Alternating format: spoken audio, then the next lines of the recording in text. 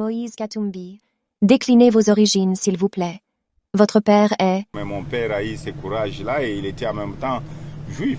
Il a fait quand même beaucoup d'argent dans le poisson, comme tous les Grecs qui sont venus à l'époque, tous les Juifs qui sont venus. Moïse, son papa est juif d'origine grecque. Et votre mère? La mère de Katumbi, c'est une Bemba de la Zambie. Maintenant, Katebe Katoto, c'est notre compatriote, dans la mesure où sa mère à lui est Bemba de la RDC. Votre demi-frère nous a révélé, et vos collaborateurs confirment. Sa maman est zambienne. Vous ne pouvez plus mentir là-dessus.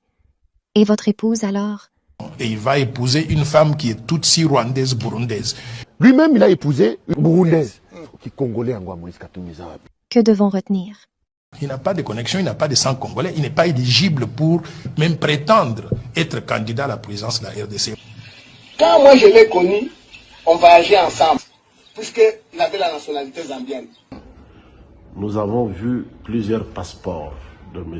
Katumbi. Je n'ai rien contre lui. Mais nous avons vu plusieurs passeports de ce monsieur, tantôt zambien, tantôt juif, tantôt italien. Que dit la Constitution sur la nationalité congolaise? Parce qu'elle est exclusive. Elle n'accepte pas de concurrence. Katumbi, c'est un étranger, étant donné que ses deux parents sont des étrangers. Moi, j'ai toujours dit, si je devais prendre un jour ma retraite, c'est venir vivre au Maroc. Qui congolais en Moïse Katumbi. Voici une sélection de 10 projets financés, mais que le Premier ministre Matata Ponyo n'a pas réalisé. 1.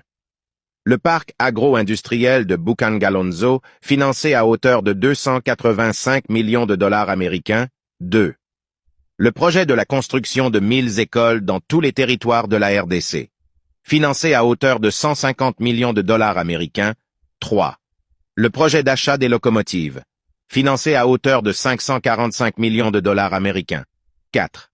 Le projet de l'installation de la fibre optique sur le territoire congolais, financé à hauteur de 480 millions de dollars américains. 5. Réhabilitation des 2 aéroports, aéroport de Njili à Kinshasa et de la Luano à Lubumbashi, financé à hauteur de 555 millions empruntés à Exim Bank au nom du Trésor congolais. 6. Le projet de révolution de la modernité, financé à hauteur de 2 milliards de dollars américains. 7. Le projet de construction des hôpitaux modernes, financé à hauteur de 354 millions de dollars américains. 8.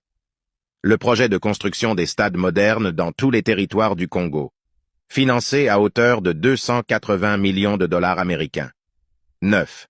Le projet de construction et réhabilitation des universités et des centres professionnels, financé à hauteur de 350 millions de dollars américains.